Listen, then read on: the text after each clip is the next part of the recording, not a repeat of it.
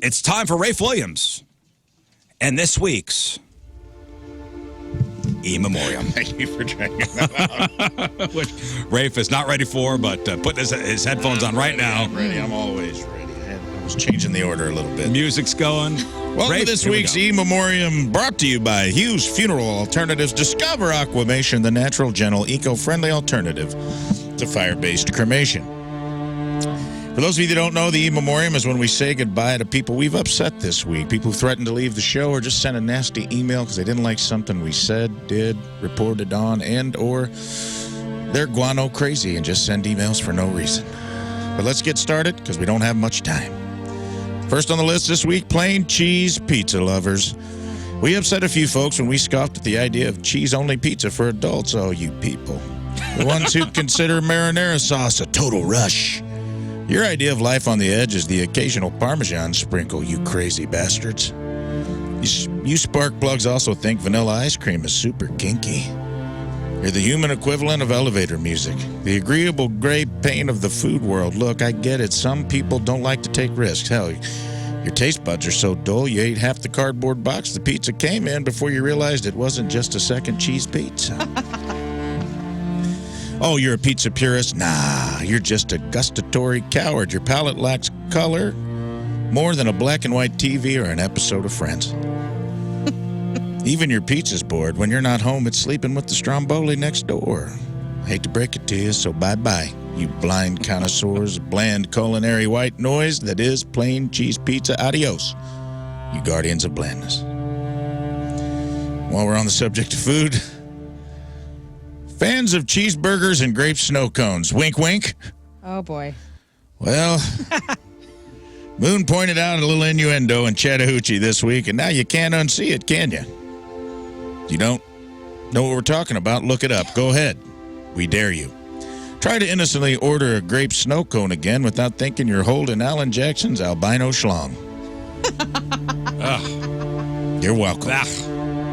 Makes you wonder what the song Chasing That Neon Rainbow is really all about, doesn't it? Sorry we had to put that in your head, but if you have to leave us, please take it with you. Next up, one guy who thinks the Hoosiers soundtrack is dated.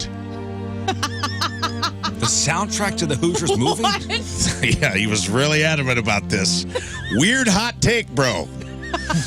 You think a soundtrack from a movie made in 1986 about a basketball team from the 1950s didn't age well, huh? Well, thank you for emailing us, you resident cultural arbiter of taste. You probably think Bach could have used more cowbell. What's your next critical revelation? The jitterbug isn't as provocative as it used to be?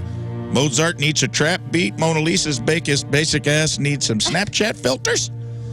Worst of all, you're objectively wrong. Let's be real. You wouldn't know a timeless classic if it slapped you in the face with a vinyl record. Jerry Goldsmith wrote the Oscar-nominated original score for the Hickory Huskers. So your take is more hack than Gene Hackman, and that's hard to do. So technical foul, you're ejected from our show. Bruce Springsteen's stomach and small intestine. Oh, no. The true Thunder Road was the path from Bruce's mouth to his backside. And boy, was he born to run. Oh, man.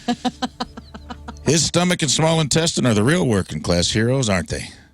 They've churned through more acid than a Grateful Dead roadie. And they got more holes than a plot of a soap opera, but they just keep on dancing in the dark with those peptic ulcers.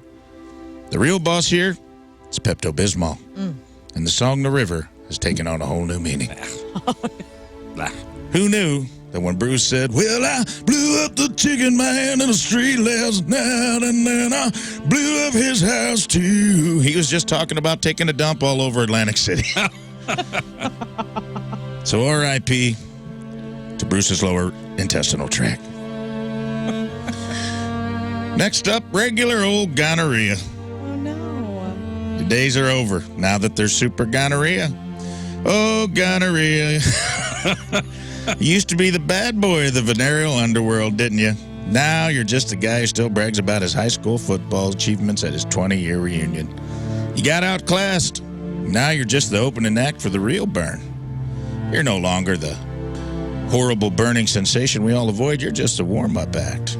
Time to fade away like a dying rash, which coincidentally you probably got from that questionable encounter in Vegas. Poor old regular gonorrhea. The flip phone of STDs. Once a legend, you're now something people accidentally catch at retro parties. In the bacterial arms race, you're armed with a spork. The flip phone of STDs. Thank you. Super gonorrhea is the Netflix to your blockbuster video. You had a good run, literally. Peace out. You're no longer hot. Sorry, gonorrhea. Sorry, gonorrhea. Not hot. Next up, guys who blame bad decisions on beer goggles. Well, we kind of blew up that myth this week, and some people didn't like it. We're talking to you, Chad. Yeah, you might have thought she looked like Scarlett Johansson last night, but the beer goggles don't explain why you thought a tramp stamp of Papa Smurf doing Smurfette doggy style wasn't a red flag. We get it, Casanova. 4 beers in, and everyone turns into a Victoria's Secrets model, but you don't just wear beer goggles, bud. You wear beer Hubble telescopes and wake up trying to gnaw your arm off next to a gal that looks like Post Malone, wishing you had a beer hazmat suit. Beer Hubble. Beer Hubble. Newsflash, champ. If you woke up next to a mistake, it wasn't the goggles, it was the idiot wearing them. You blame more disasters on alcohol than a prohibitionist, and even Jack Daniels is considering a lawsuit for character assassination. So if you have to leave us, we hope you make it an Irish goodbye. Next up, Short King's upset that Riz claims to be 5'8". Wow, did we get a lot of emails about you fudging the numbers on your last doctor's visit. Listen, Riz could say he's Neil Armstrong, but let's be honest, the only thing he's stepping on is a stack of phone books.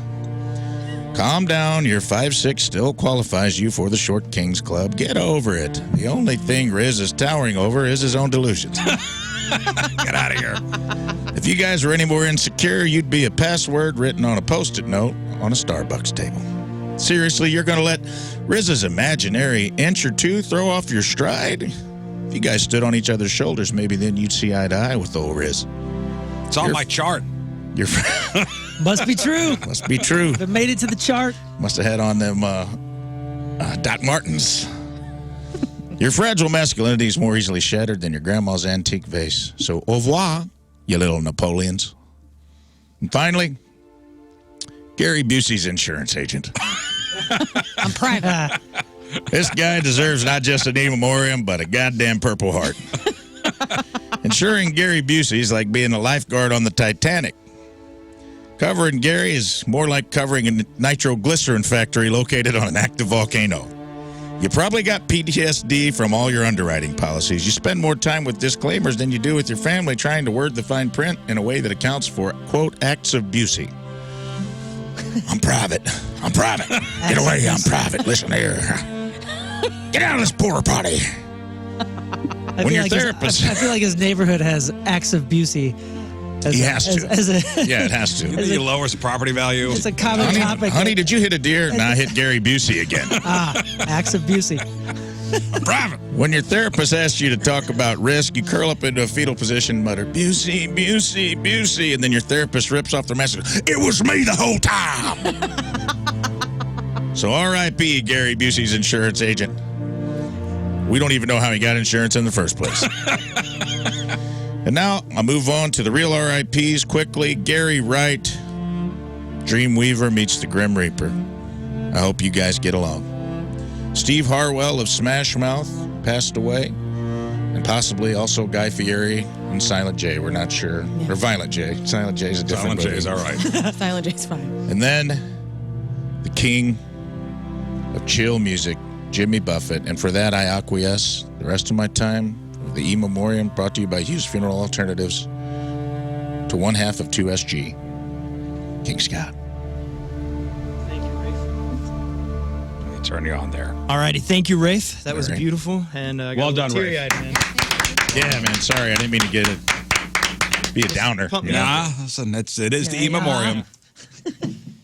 So now, ladies and gentlemen, as a tribute to The great. the great Jimmy Buffett, Yeah. King Scott, and Margaritaville. Everything sound good? Everything sounds great. You sound great. Hey, look at this. It's like a press conference. He's got 3 microphones on him. God, Scott. Down in the dungeon, dissecting someone. All of these corpses are oozing from boils. I'm churning my witch drink. I'm made in a steel sink. Smell formaldehyde. I'm ready to saw. Working away again in Margaritaville. Searching for my lost autopsy saw. Some people flame when there's an urn in the game. And I know we all wind up in vaults. I don't know the reason they got this big lesion. Some things get glued and some things get sewn. But this is my duty to flatten their booty, so hand me that nasogastric tube. Working away again in Margaritaville. Searching for my lost autopsy saw. Some people flame when there's an urn in the game. And I know we'll wind up in vaults. It's crude but get a mop. Some bladders they pop. They'd scream if they knew what's coming up next. A tube up their hoo-hoo, so glad it ain't doo-doo. The Foley catheter helps me work on. Working away again in Margaritaville. Come on, everybody. All right. Searching for my lost autopsy saw. Some people flame when there's an urn in the game. And I know, What do you know? we all wind up in vaults.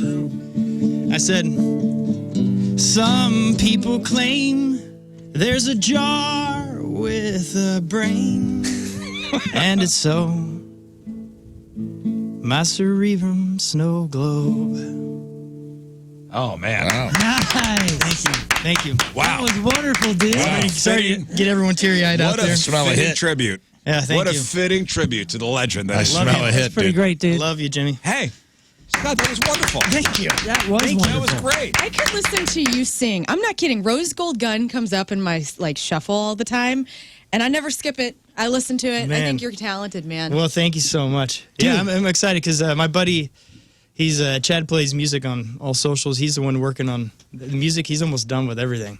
So That's I just gotta awesome. get On my your vocals in record, it. you mean? No, for this song. We just did this Oh, week. cool. He got back in town from Montana. Way to and go, knocked it Scott. out. Dude. Yeah. Ben on the instant feedback wants his money back. Oh, Come you don't on, get your man. money back. Dad, Not only do you have a rabid fan base here listening to you, you have the entire audience of all of St. Louis and the planet of Earth, but you also have R2-D2, Boba Fett, a Jawa, and some black and gold stormtroopers outside My, in the parking lot right now. I'm very serious. Dude. my music brings all the galactic people to the art.